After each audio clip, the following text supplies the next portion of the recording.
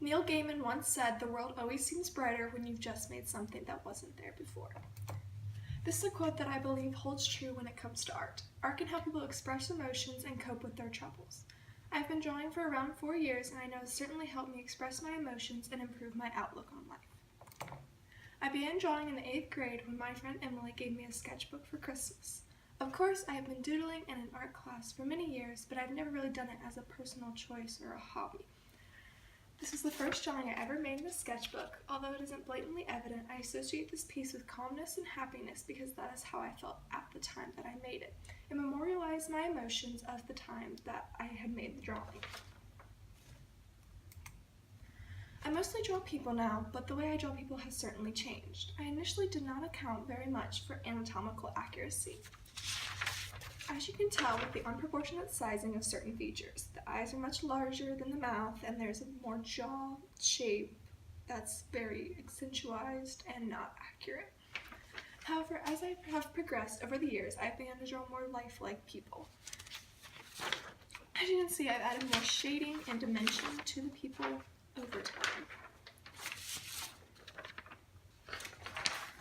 This is one of my more recent drawings, and as you can see, it's got a lot more shading and a lot more dimension added to the person. Most of the time, I base my people off of pictures or people I've actually seen in real life. I typically choose to draw people when I'm more happy. However, when I am sad, I prefer to draw characters or food because they instill a feeling of nostalgia and inspire happy memories. Dumbo is a classic childhood movie that most people would associate with happy family movies or happy times. I prefer to draw swirled food in particular, like ice cream and cupcakes, because I just like the aesthetic of these foods. My favorite of all my drawings are the ones that I make for other people. I first learned how to draw a rose so that I could put it on my mother's card for Mother's Day. This is the rose that I used as like the idea, and then I would color it and put it around. I put multiple on the card. I typically draw at least one thing on all of the cards that I make for family or for friends. Over time, my drawing of flowers has improved as well, including shading, adding more additional features like thorns and leaves.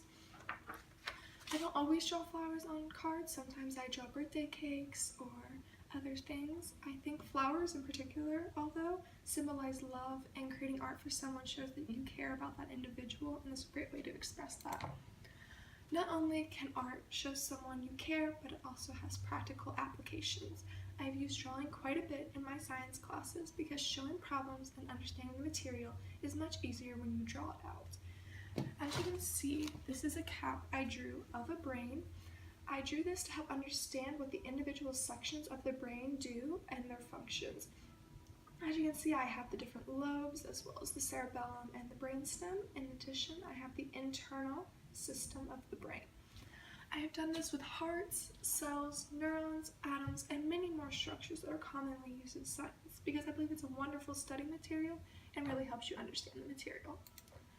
I believe this will help me in my future science classes as well as my future science career by allowing me to conceptualize the material and put my knowledge of the structures down on paper. Even though it is a practical application of art, it still inspires the same emotions that personal choice art does because it makes me more confident in the material and my capabilities of utilizing and using the material.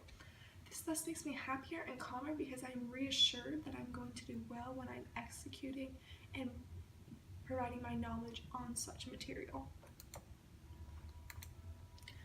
Drawing is truthfully about putting what you feel down on paper so you can deal with it and be a happier person.